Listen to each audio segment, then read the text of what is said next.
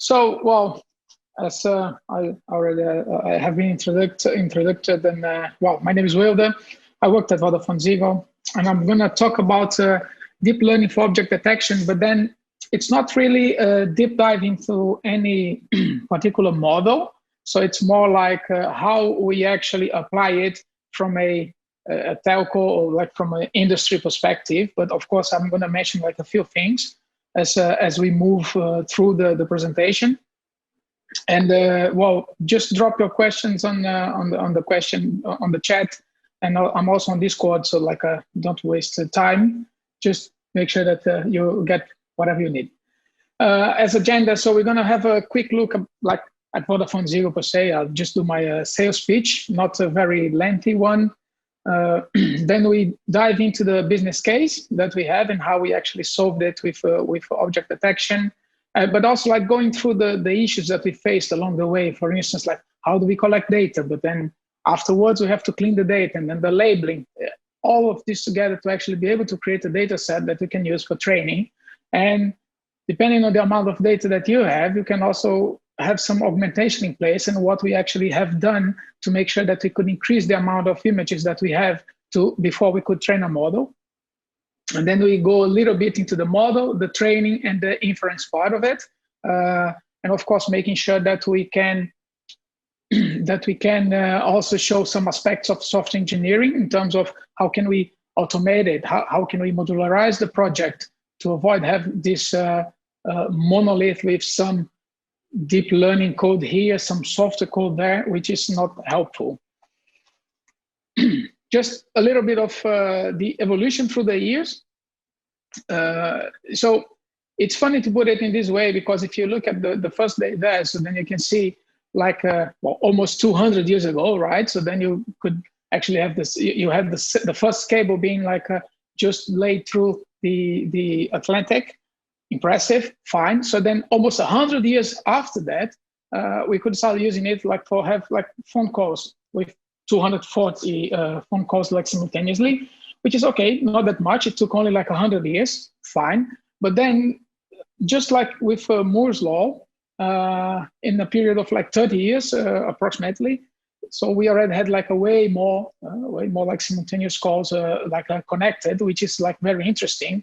And then after that, we got to like 2006 with speeds going up to like 400 megabit per second in terms of download, 120 in upload.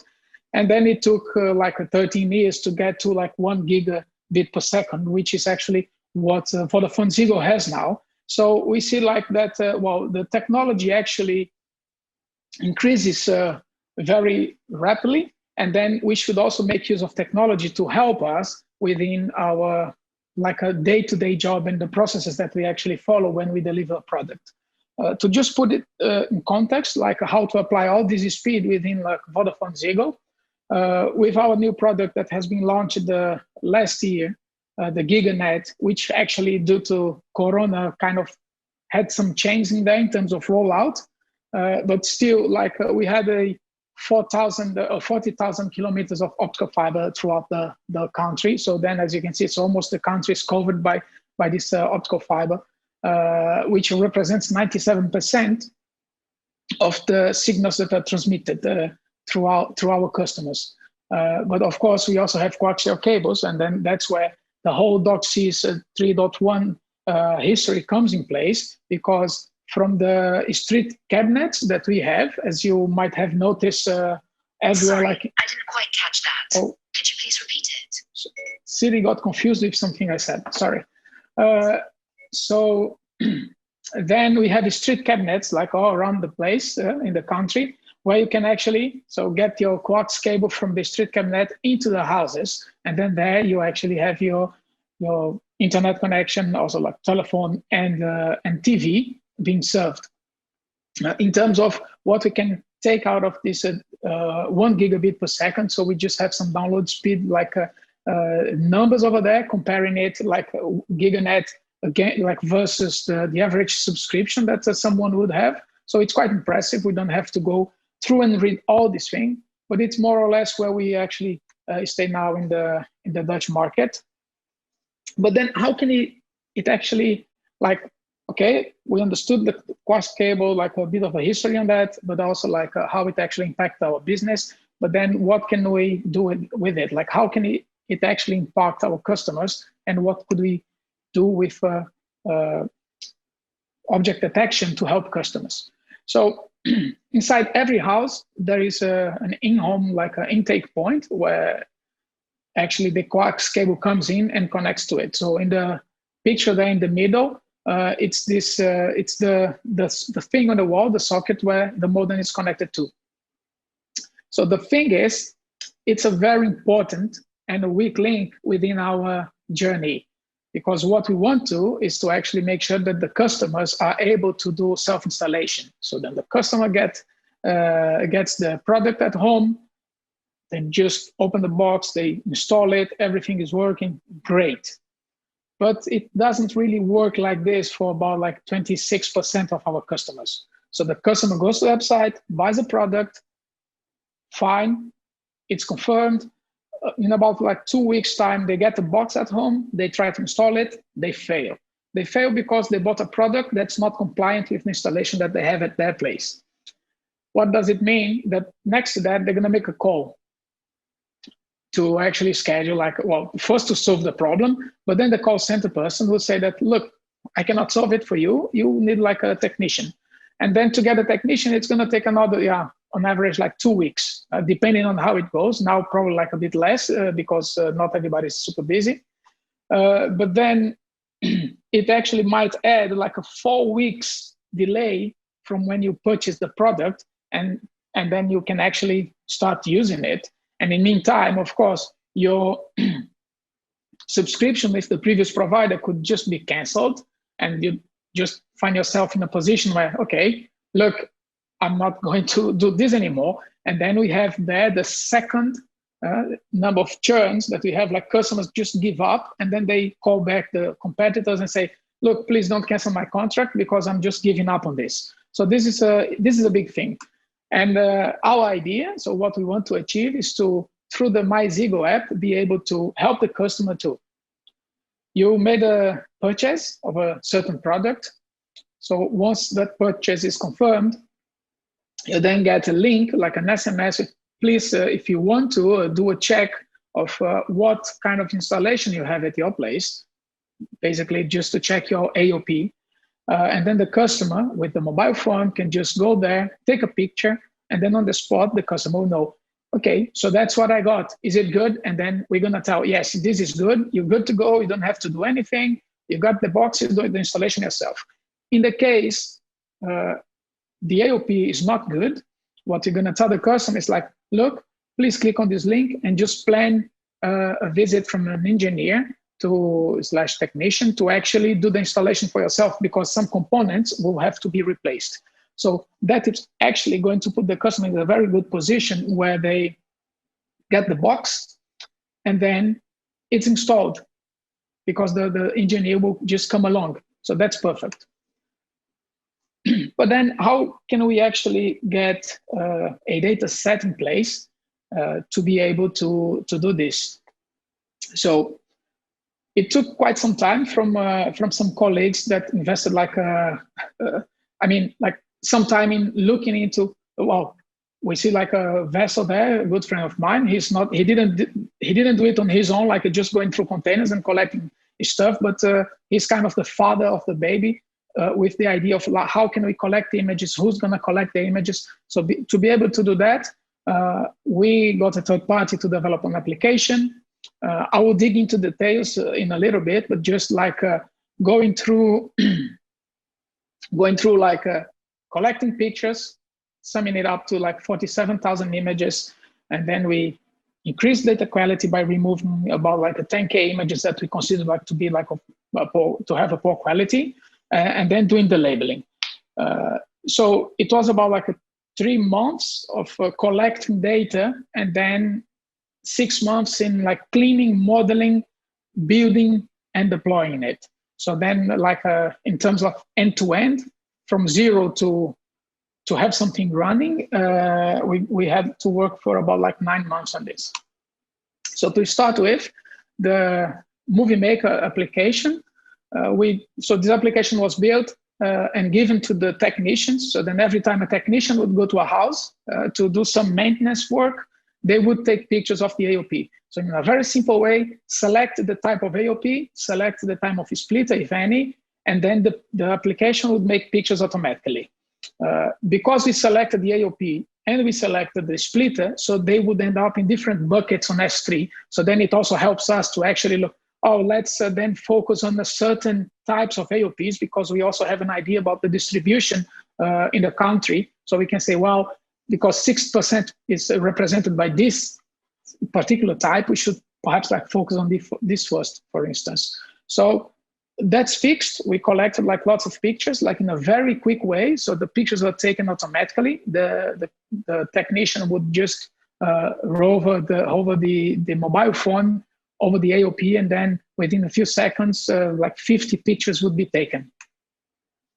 But then, okay, so we got the tech, we got the business case that actually would save quite some money when we look within like a year. And we got the data set, but we also got a problem. And this problem was related to the quality of the images, because sometimes the technicians were just like moving the phone very fast, and then we got like blurry images, like distortions there.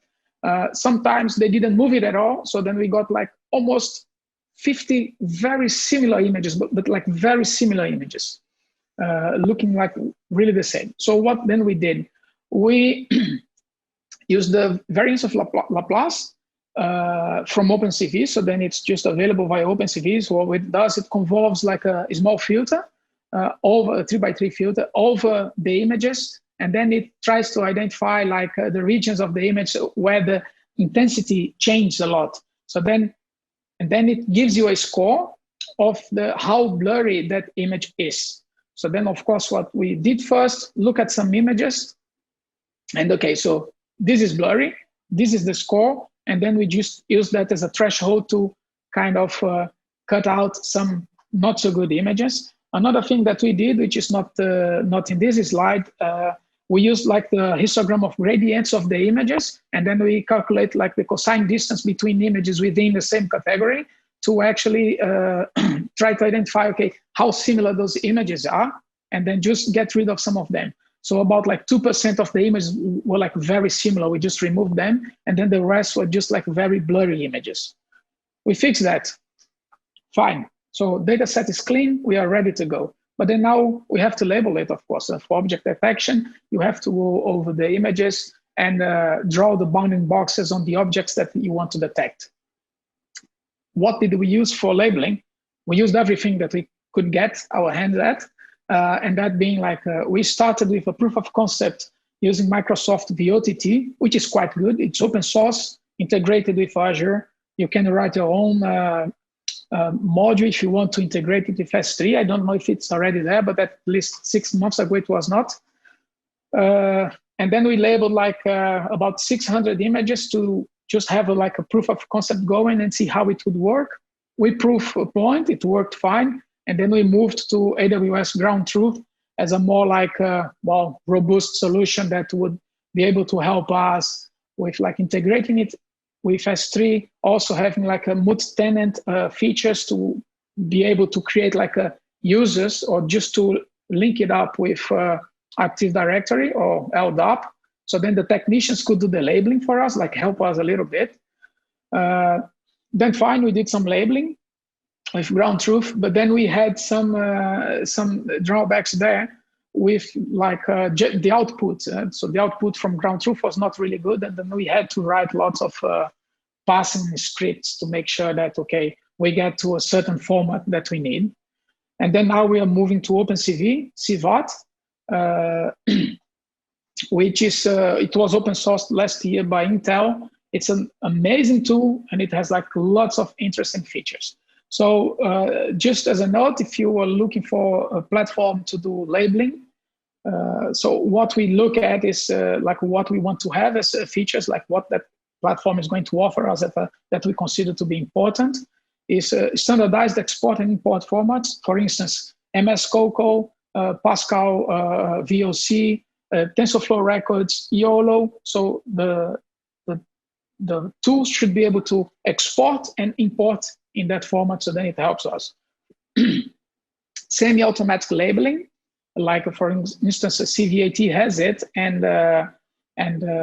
Microsoft VOTT as well, and be able to use like custom models to do like active learning, multi-tenant, cloud ready. So it gives you freedom. If you use something that's open source, you can just deploy it on Amazon or Google Cloud or whatever. That's amazing.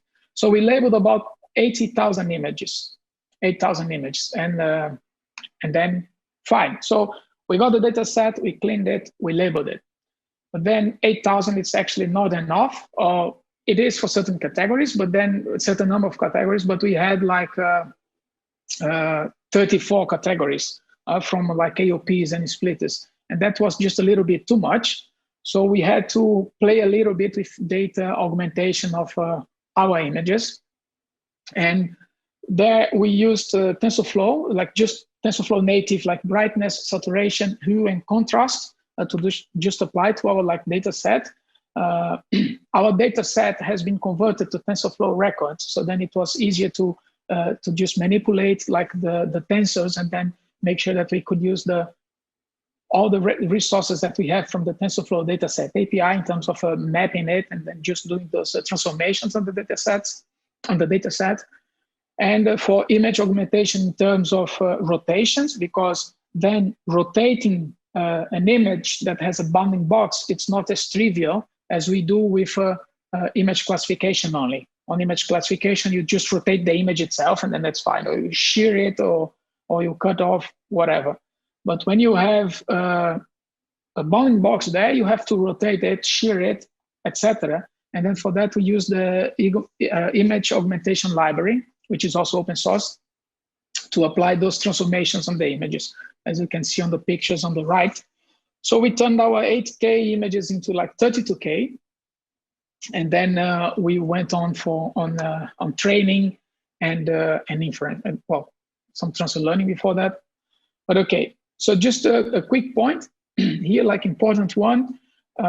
When we first trained it with only about like 2,000 images, augmented of course, and got up to like 10 to 12,000 images, it already worked very well because the objects that we want to identify are like very simple. So the shapes they look the same. The features that are actually extracted within the CNN blocks in the YOLO model, they are like just like tiny differences. So then we're like able to detect the AOPs that we wanted to detect in the first phase like quite well. So we end up, I don't remember the recall now, but we end up with a precision of 87%, for instance, which is good.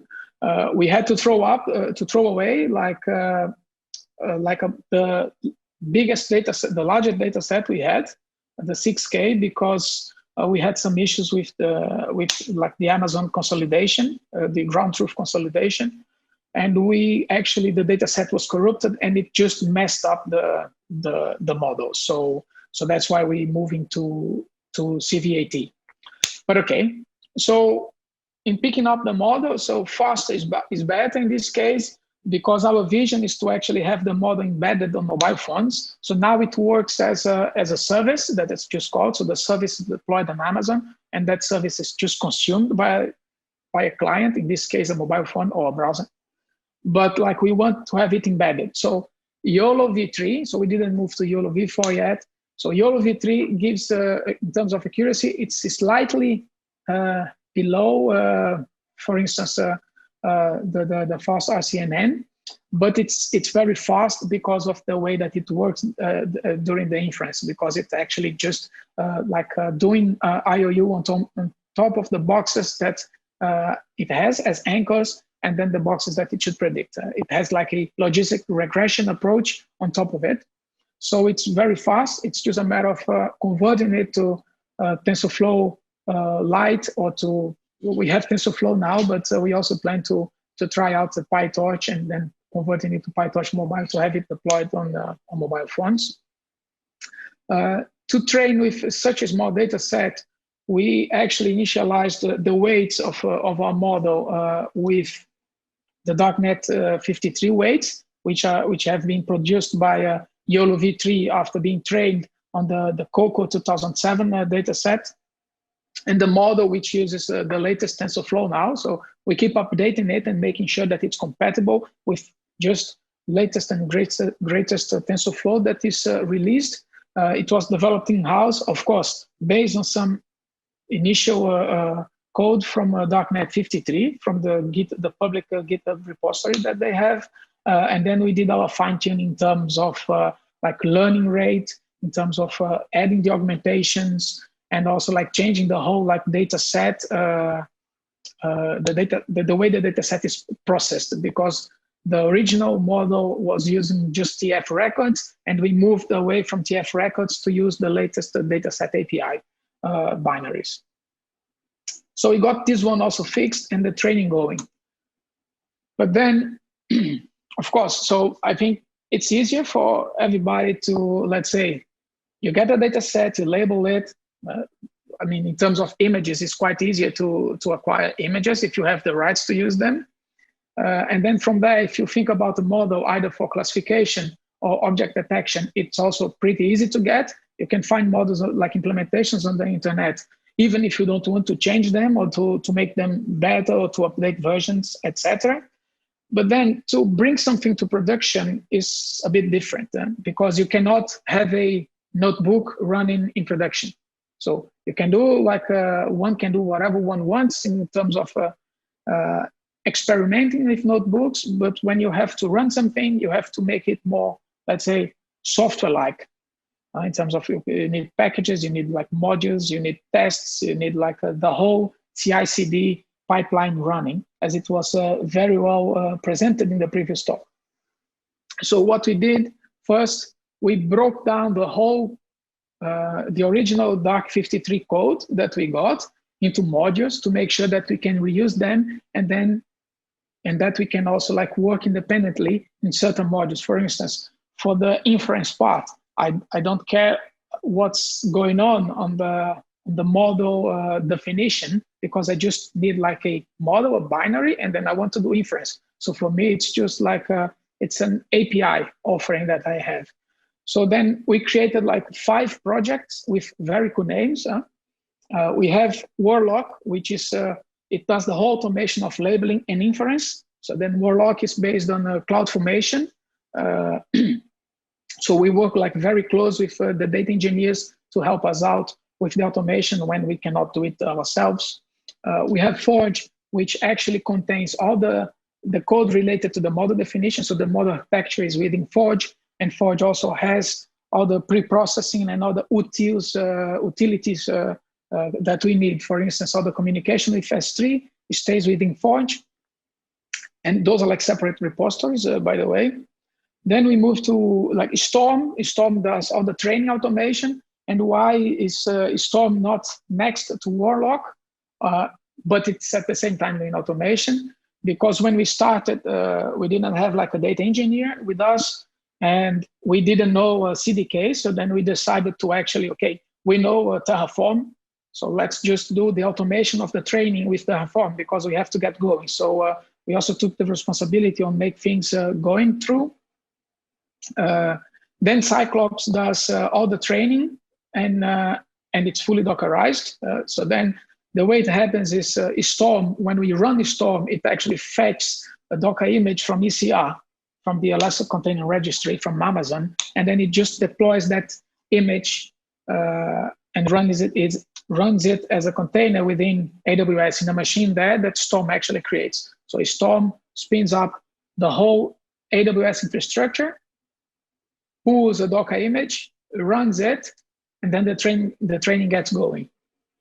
And we have Cerebro, which is then pulled. It's also a Docker image that's pulled by Warlock, and then offers the service to our customers. So in terms of, so just a little bit on training and inference automation, that's what is created by Storm. So then we have like the whole infrastructure there in a VPC, in a Visual Private Cloud, with its own private subnet, for instance, which we have access like only us. So then some SSH keys are deployed in the machine, so then we can actually connect to it to follow up on training. Once the training is done, both the TensorFlow or TensorBoard logins are moved, are copied to S3, and also the model. And then we have all the things that you can think of in terms of checking up on the learning rates and monitoring it, making sure that we change it over time. Also like checking, okay, so load the weights from the previous models that have been trained, and then you start from there. So then, and then that's more or less how it goes. And just this is the face of our customers when we actually deliver a box and they cannot install them, the box, like the product themselves. It's very frustrating. Like it happened to me as well. It happened to William, a colleague and friend who went through the same. So this tool for us is actually of a very, very high importance. I will do a quick demo if I have time. Yes, I have 2 minutes. I'll do a quick demo in 30 seconds because to show you guys more or less how it works. So this is running on my local host because I didn't want to open up the URL. So we ask for permission to store the picture because we close the feedback loop on retraining based on pictures that customers uploaded. So that's something I forgot to mention. So the whole machine learning life cycle is a closed feedback loop. I get some examples of what I should look. If I don't know what an AOP is, I can just look inside the house, the fuse box, and I can find something similar to those box here, and I upload a picture. So this one is at my place. So yes, fine, I'm good for gigabit. So I have it, I have the product. I can also like try with something else, like from another colleague.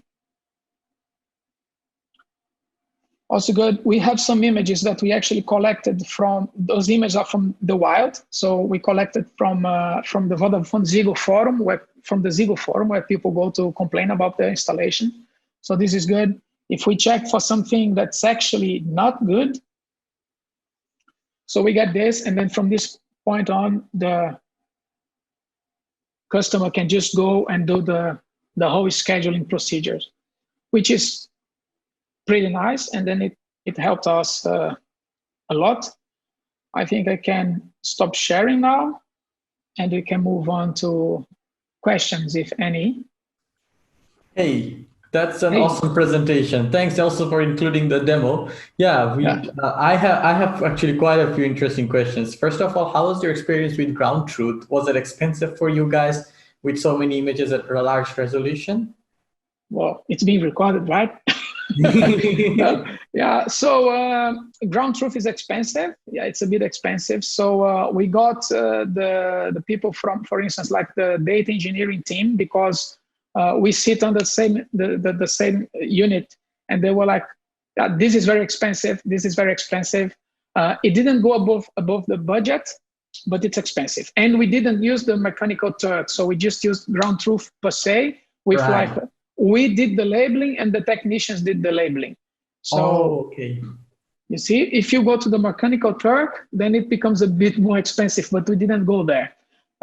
So that's another reason we are moving to CVAT, because with CVAT, you can just deploy it with Fargate and it's super cheap.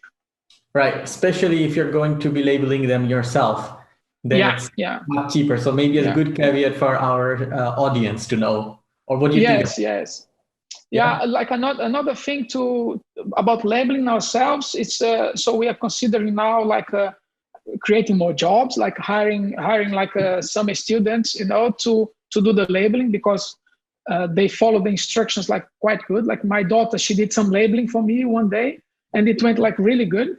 I didn't pay her, but I have to. But it was just a test, because we had some bad results with the technicians labeling, because they want to do it really fast, and then they didn't do it really good. Right, and a follow-up question on that is, did you try any transfer learning methods to like have a head start and reduce the amount of labels you need?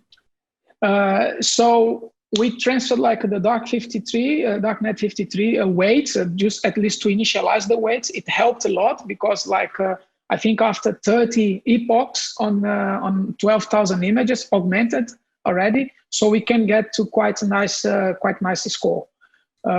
We didn't try to do like a transfer learning from a perspective of like a freezing layers, because the objects we have, they are like the same shape, so we don't get much from, for example, if you get the whole COCO data set with 80 categories, but then there you have like a computers, kites, cars, people, and the shapes are not like the same, are like very diverse type of objects. And then for us, it wouldn't bring that much value. So that's why we transfer only weights. Right. Yeah. And then another question we have is, how many false positives or negatives do you get or are allowed? How are you penalizing that? So from the business, well, they ask only about accuracy, right? So then they ask for like an accuracy of 80%. So we did calculate it like a recall and precision. So our precision was about like 87%. The recall, I don't remember, but I would have to look back and then just put on the chat, because we do have a document with the numbers, but I don't remember all of them. Yeah. Right. And like you said, you're available on Discord and you're very active there. So people are very much welcome to reach out to you there. Yeah, sure. Yeah. Cool. Awesome. Cool. Thanks for the talk. And then we go on a 30-minute break, and we resume at 3 o'clock. Cool. Yeah. Thank you for the opportunity. Yeah. Thank you. Bye. Yeah, thanks.